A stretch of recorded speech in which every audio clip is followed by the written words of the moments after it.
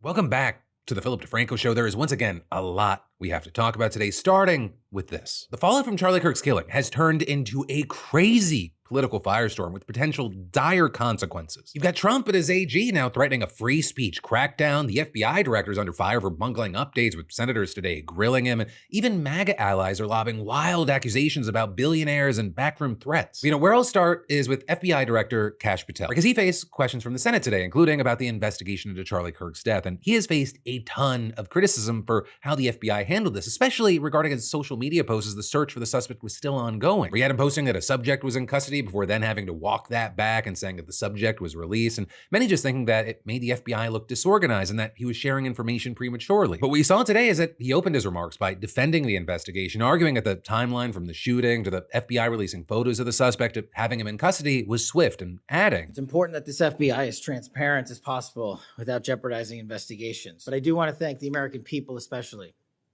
The mission of the FBI is for them and with them and by, with, and through them.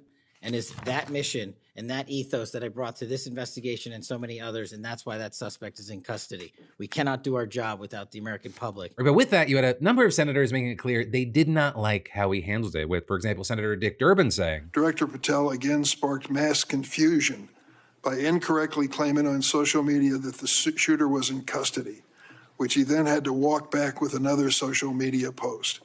Mr. Patel was so anxious to take credit for finding Mr. Kirk's assassin that he violated one of the basics of effective law enforcement.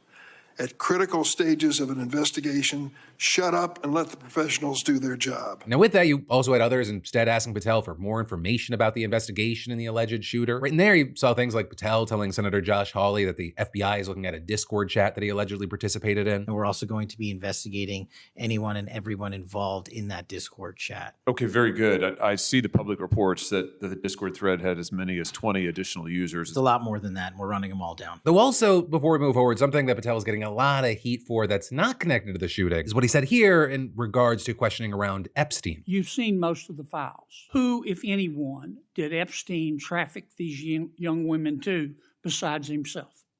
Himself. There is no credible information. None. If there were, I would bring the case yesterday that he trafficked to other individuals. And the information we have, again, is limited. So the answer is no one? For the information that we have. In the files. In the case file. But then going back to the core story here, right, regarding the suspect, Tyler Robinson, he was just charged with aggravated murder, and prosecutors said that they'd be seeking the death penalty here. Also, we're saying that he's facing counts of obstruction of justice and witness tampering, with officials accusing him of asking his roommate to delete texts that might implicate him. And right now, you have reports saying it's unclear if Robinson has an attorney to speak on his behalf. Also, as far as what else is in the filing, there are some standout things like texts he allegedly sent to his roommate following the shooting, where he appears to confess to the crime, allegedly saying of Kirk, "I had enough of his hatred. Some hate can't be negotiated out." But then also regarding the engravings, right, the messages on the bullets, he said they were all pretty much a big meme. Allegedly texting, "Remember how I was engraving bullets? The fucking messages are mostly a big meme. If I see notices bulge ooh on Fox News, I might have a stroke." But then also with this news, there are a lot of updates that aren't tied to the investigation itself, but rather the conversations around it. Because we've been seeing major debates playing out around free speech and whether or not people can be punished for criticizing or mocking Kirk following his death. You know, with that, yesterday we talked about a group called the Charlie Kirk Data Foundation that was flagging thousands of people that they claim celebrated his killing, and some people have even gotten fired for their remarks. And now one of the most high-profile firings was Washington Post columnist Karen Attiah, who announced a paper dismissed her yesterday. And on her Substack, she pointed to a handful of posts that she made in wake of the Kirk shooting, as well as the school shooting that happened in Colorado on the same day. Posts like, "I wish I had hope for gun control and that I could believe political violence has no place in this country, but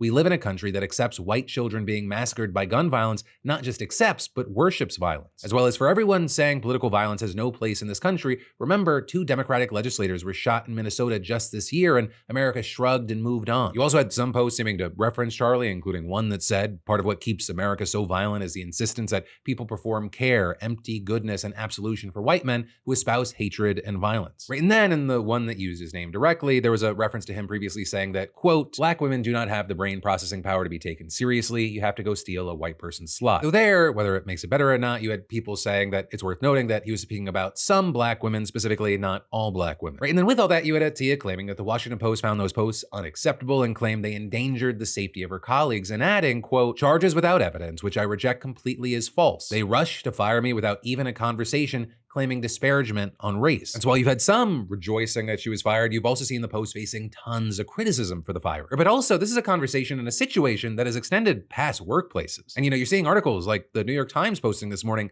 how the government is trying to silence Charlie Kirk's critics, with it noting that the Trump administration has long been painting the left as dangerous, and now, quote, Trump officials say Kirk's killing may provide the framework they need to punish liberal groups. Noting that one strategy is for agencies to try to look for organizations funding violence against conservatives or drawing links between episodes of violence and nonprofits. You also had Secretary of State Marco Rubio telling reporters today that the department is denying visas to those who celebrated Kirk's death. But one of the things that's gotten the most attention is you had Attorney General Pam Bondi facing a ton of backlash over comments that she made about hate speech in the wake of Kirk's death. Because she said the following on Katie Miller's podcast during a conversation about Kirk before pivoting to hate speech more broadly, saying, "There's free speech and then there's hate speech.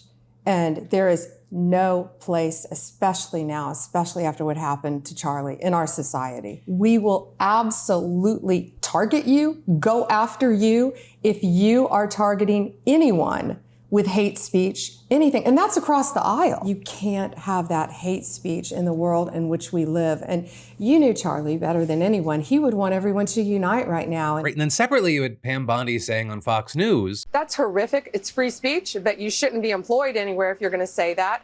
And employers, you have an obligation to get rid of people. You need to look at people who are saying horrible things, and they shouldn't be working with you. Businesses cannot discriminate. If you want to go in and print posters with Charlie's pictures on them for a vigil, you have to let them do that.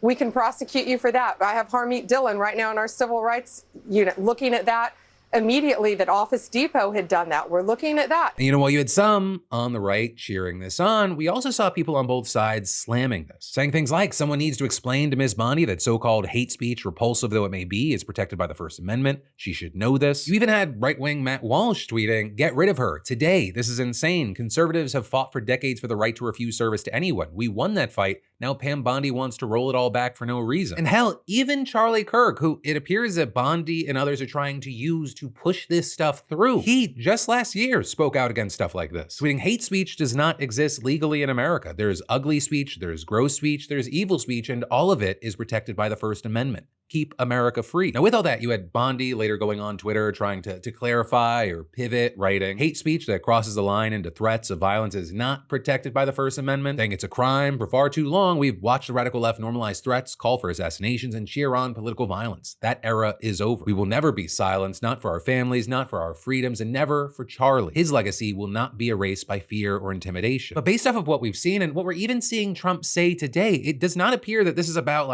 going after terror cells and calls for assassination. This is what Trump said today when asked about Pam Bondi talking about hate speech. And what do you make Pam Bondi saying she's going to go after hate speech? Is that, I mean, a lot of your allies say hate speech is free speech. I should probably go after people like you because you treat me so unfairly. It's hate. You have a lot of hate in your heart. You've got the president of the United States talking about going after his critics under this guise of hate speech. And just really quick, separate from the news, this part's my opinion. I think it is very much a bullshit argument where people are trying to go, "Oh, I can't believe Pam Bondi saying this." She is in her position and she is allowed the leeway she is allowed. And you even have the president connecting to wanting to go after his critics. It's connected to Trump here. There's no legitimate criticize Bondi without criticizing Trump when he is thumbs upping what she's talking about and he allows her the leeway. I get why they do that, because when you criticize the king, you get crushed. But when you criticize the general who is doing what the king's telling them to do, it's a different thing for some reason. But to just speak plainly, it feels like a bullshit coward move to just, once again, go after Bondi and not also criticize Trump here. That said, putting on my newsboy cap again, the last bit that I need to touch on here are remarks that got a ton of traction on social media last night. Because you had Candace Owens, who is a conservative figure, also a longtime friend of Charlie Kirk, claiming that Kirk's views were shifting on Israel, and billionaire Bill Ackman pressured him to visit the country, that Netanyahu even personally reached out to him, and that Kirk was even offered a ton of money to stay in line. With Owens then finally alleging that threats were made to Kirk during an intervention with Ackman in the Hamptons just a few weeks before he was killed. With that, of course, you had Ackman denying any wrongdoing, writing on X, "At no time have I ever threatened Charlie Kirk, Turning Point, or anyone associated with him. I have never blackmailed anyone, let alone Charlie Kirk. I have never offered Charlie or Turning Point any money in an attempt to influence Charlie's opinion on anything." But then with that, he said that he had hosted what he called sessions in which conservative influencers were invited to the Hamptons to talk about a range of topics, including but not limited to the U.S. approach to foreign policy in Israel. Right? And depending on where you're looking in MAGA world, there appears to be a divide here. For now, that is where we are, and there's a number of things we're gonna have to keep an eye on here because there's a lot of ways that all of this could go. And of course, in the meantime, yes, this is a news show, but it's also a conversation. I'd love to hear from you in those comments down below, your opinions, reactions, what you even think comes next. But then next up, in other news, you should know that the state terrorism charges against Luigi Mangione, they've been dropped. Because this morning you had the Manhattan judge who's overseeing the case ruling that the evidence presented was legally insufficient to support the charges of first and second degree murder under New York's terrorism statute. Right? Because in the initial charges against Mangione, the Manhattan district attorney argued that the terrorism charge was actually warranted because the shooting of United Healthcare CEO Brian Thompson was designed to create a spectacle. And you had the DA describing the shooting as a frightening, well-planned, targeted murder that was intended to cause shock and attention and intimidation. But now we're seeing in the ruling today, the judge noted that New York's terrorism statute requires prosecutors to prove that the person charged attempted to intimidate a civilian population or influence government policy or conduct. And the judge argued the prosecutors just failed to show either of those things. So now that those charges have been dropped, Mangione will no longer face the possibility of life in prison without parole. But big thing, Mangione still faces separate second-degree murder charges and other related counts in New York. And another key thing is that the ruling today, it just centers around the state-level charges that were filed against him in New York. Mangione is still facing charges in federal court, including murder through the use of a firearm and stalking, and the Justice Department has said that it's going to seek the death penalty. But then, in a 1-minute break that helps keep the show free for you, let me say, cooking, it takes 45 minutes, eating takes 10, and the cleaning, it takes forever. I don't hate food, I hate the math. But today's sponsor, Huel Black Edition, is the 30-second meal that doesn't wreck my kitchen or my mood. One scoop, shake it up, done, meal handled. And it's not just food, it's actually good food. 40 grams of protein, 27 essential vitamins and minerals, plant-based, gluten-free, and the whole responsible adult package. Flavor-wise, coffee caramel, salted caramel. I think banana is the best one. That's my bias. It kind of feels like basically if Ben and Jerry's were dietitians, this is what they'd invent. And it's filling, it keeps my energy up, and it costs less than $3 a meal. It's cheaper than the bad decision I'd make at the drive-thru. And Huel just dropped their new Daily Greens ready to drink. Sparkling, refreshing, apple, blueberry, and peach, packed with 42 vitamins, minerals, and superfoods, only 25 calories. Just crack it open and flex on your inner I forgot to eat a vegetable today self. So hey, if you want to eat smart, save time, and maybe trick your friends into thinking you've got it all together, get Huel's Black Edition, their new greens product, and more for 15% off your first order. Just scan the QR code or go to huel.com/Phil and use code Phil with a $75 plus minimum. And your first order, it comes with a free t-shirt and shaker, which feels way more legit than just shaking powder in a cup. But then, jumping back into the news, Israel is committing genocide in Gaza. That's what you've had rights groups saying, leading scholars on the subject saying, and now an independent inquiry commissioned by the UN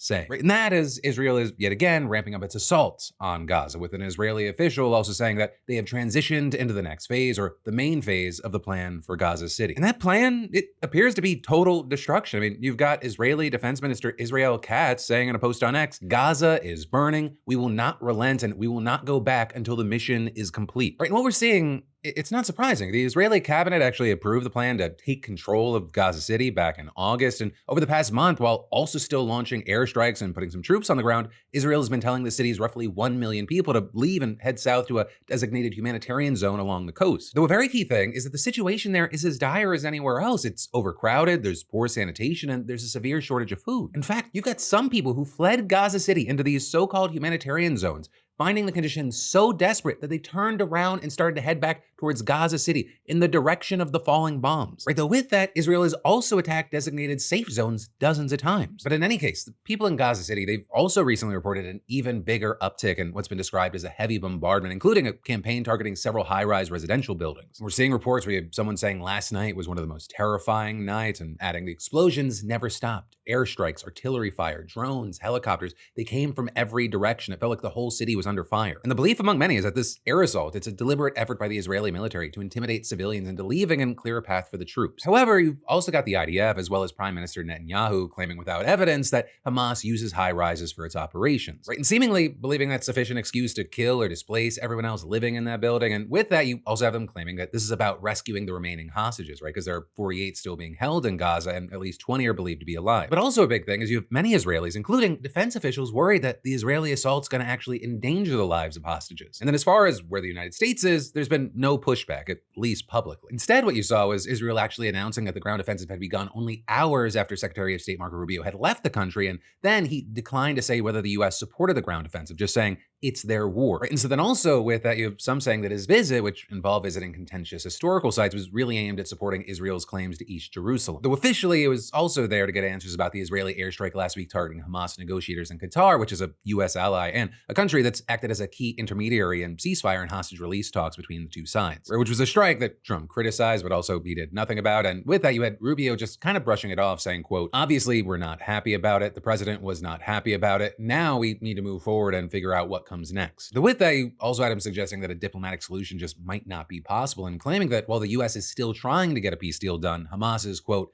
a terrorist group, a barbaric group whose stated mission is the destruction of the Jewish state. So we're not counting on that happening. But still, he went to meet Qatari officials right afterward to offer reassurance and make progress on a defense deal. But then a State Department spokesperson saying that Rubio reiterated America's strong support for the country's security and sovereignty and discussed our shared commitment to a safer, more stable region. So speaking of a safe, stable region, I mean, besides Gaza and besides Qatar, and just the past few days and weeks, Israel's also attacked Yemen, Syria, and Lebanon, as well as been accused of sending drones against another aid flotilla with Greta Thunberg on board in Tunisia. And then also, as far as the specifics in this accusation of genocide, in this specific case, it's being made by the UN Commission of Inquiry on the Occupied Palestinian Territory. And that was set up by the UN Human Rights Council back in 2021 to investigate the root cause of conflict in Gaza and in the Israeli-occupied West Bank. And in reports since then, the commission found that Israel had committed war crimes and crimes against humanity, but they stopped short of declaring genocide. But again, that's until now, with the head of the commission now saying the responsibility for these atrocity crimes lies with Israeli authorities at the highest echelons who have orchestrated a genocidal campaign for almost 2 years now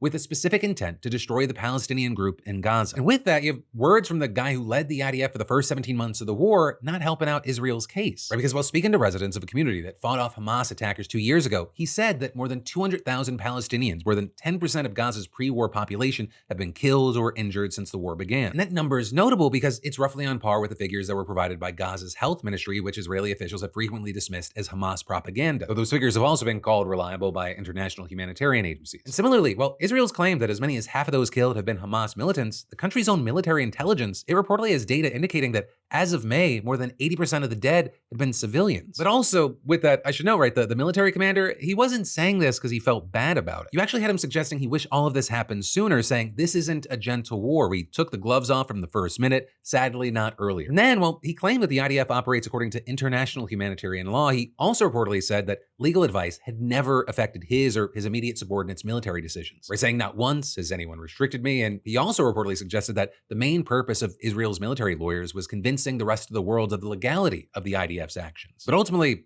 that's where we are here, and we're gonna have to wait to see what happens next. But then next up, in the news, we've got to talk about how Donald Trump is now suing what he calls one of the worst and most degenerate newspapers in the history of our country, the New York Times, as well as 4 of its reporters in Penguin Random House, and he's actually seeking no less than $15 billion of compensatory damages and unspecified punitive damages on top of that. Right? And you've got Trump accusing all of them of defamation and libel, claiming that they sought to tarnish his reputation, sink his campaign, and prejudice judges and juries against him. But this is, you have some reports saying that the 85-page suit reads at times like a pro-Trump op-ed with page after page of gushing praise for the president and repeated references to other lawsuits he's filed against other media outlets. So you see things like it declaring, for example, that all across our country, Americans from a wide array of backgrounds saw the truth about him and voted accordingly, the same truth that the New York Times refused to recognize. And as evidence of the paper's defamatory comments, the suit points to 3 articles in one book titled Lucky Loser, how Donald Trump squandered his father's fortune and created the illusion of success, right? All of which he claims were carefully crafted with actual malice, calculated to inflict maximum damage upon President Trump, and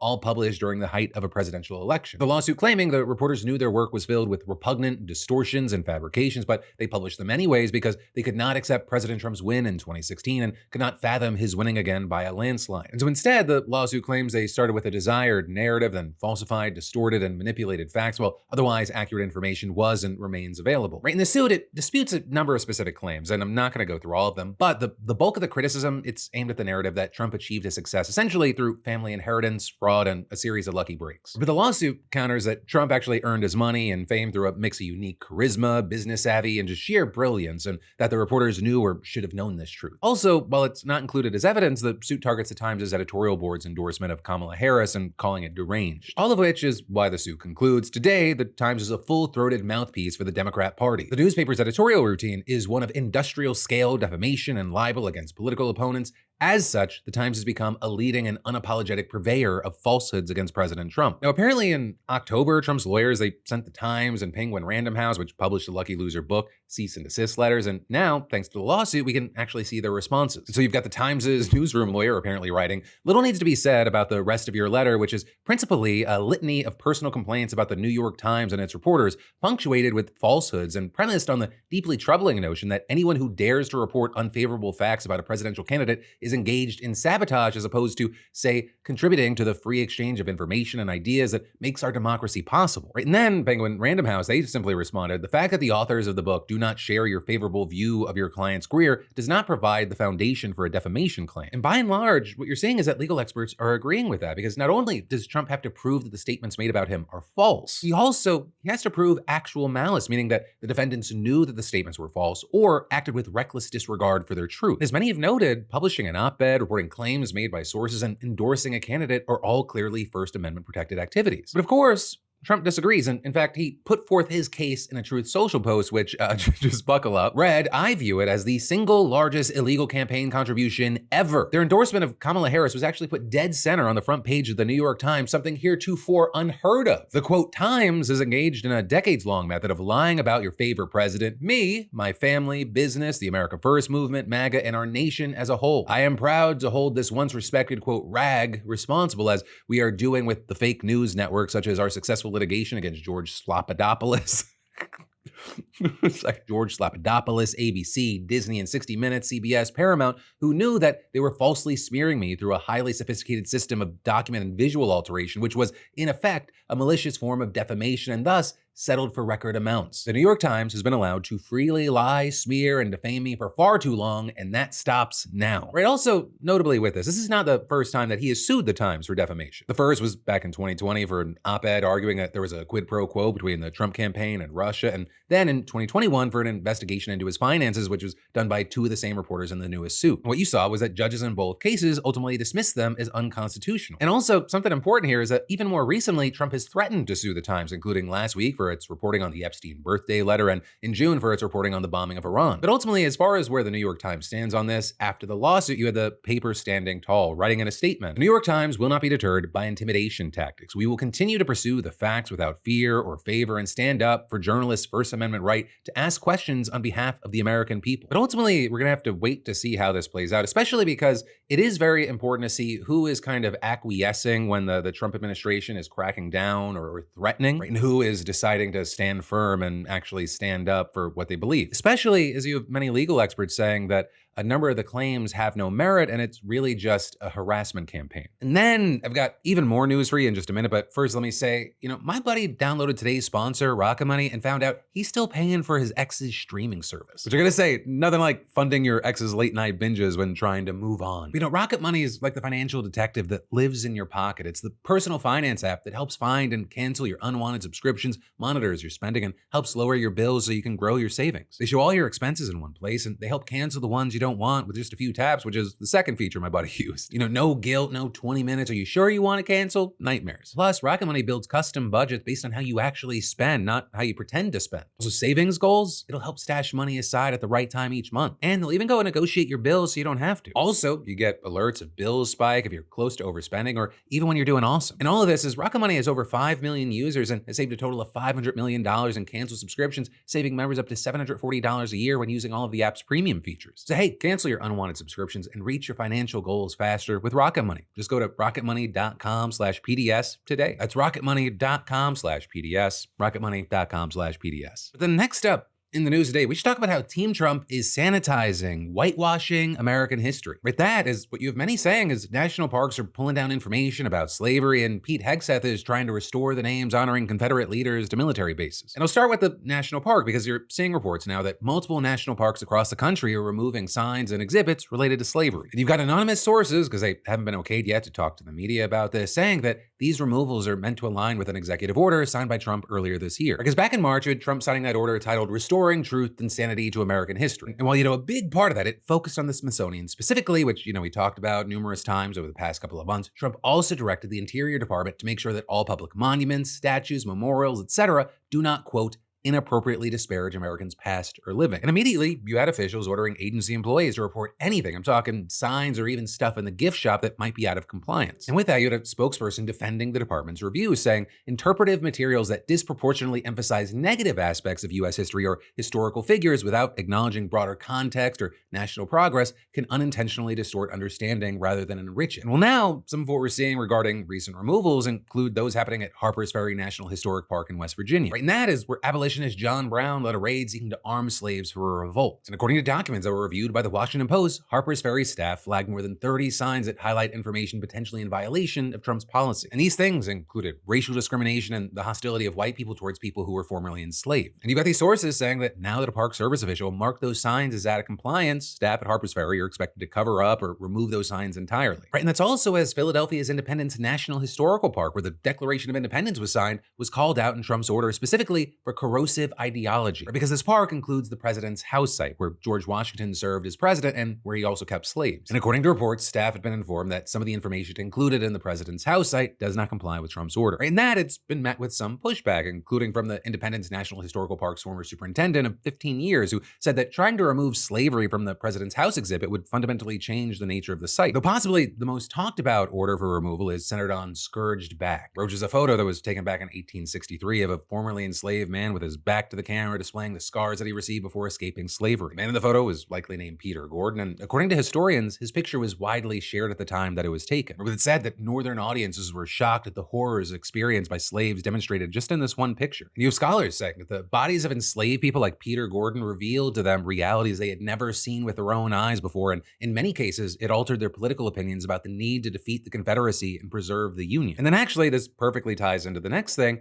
Congress right now is trying to push back against Defense Secretary Pete Hegseth's attempts to restore names honoring Confederate leaders to military bases. Because if you don't remember, back in 2020, there was this initiative following the murder of George Floyd that resulted in name changes for 9 Army posts originally named after Confederate leaders. What you saw is that they ended up being redesignated to honor women, minorities, and other generals. And actually, during his first term, Trump vetoed the annual defense policy bill because of the renaming effort. With Trump saying at the time, "I've been clear in my opposition to politically motivated attempts like this to wash away history," though Congress, in a shocking display of bipartisanship, overrode the veto, and the base names were changed over the next couple of years by congressional commission. But now you flash forward to 2025, Trump's back in office, and he has Pete Hegseth as Secretary of Defense or Secretary of War, or whatever the hell they want to call it. Super cool dude, king of big tough man land. But the main thing is that since then, the Pentagon under Hegseth has restored the original names of these Army outposts, but they changed the namesake. So for example, Fort Bragg, which was named after Confederate General Braxton Bragg, it's actually now named after Private First Class Roland Bragg, a World War II paratrooper honored with the Silver Star. And with this, you might remember Hegseth actually faced questioning about the move to restore the original names when he testified before the Senate earlier this year. Right, and you saw things like Senator Tim Kaine from Virginia, for example, asking why the new namesakes, some of whom were in the room at the time, weren't worthy of having their names on an Army post, to which